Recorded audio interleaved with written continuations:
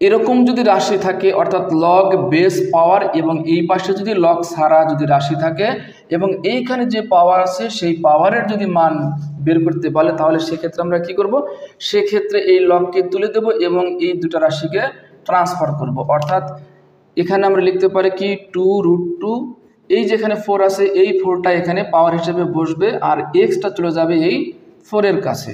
এবার এটাকে ক্যালকুলেশন করলে আমাদের রেজাল্ট বের আসবে। তাহলে 2কে 4 বার গুণন করলে কত আসবে, 16 গুণন √2কে 4 বার গুণন অর্থাৎ √2 ইন্টু √2 ইন্টু √2 ইন্টু √2।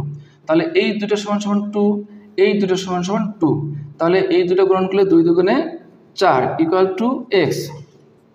তাহলে এখানে কত আসবে, 4 × 64 ইকুয়াল টু এক্স। তাহলে এখানে আমাদের রেজাল্ট আসবে কত, 64 অর্থাৎ 64। এই ঘ নাম্বারটা হচ্ছে সঠিক অ্যান্সার।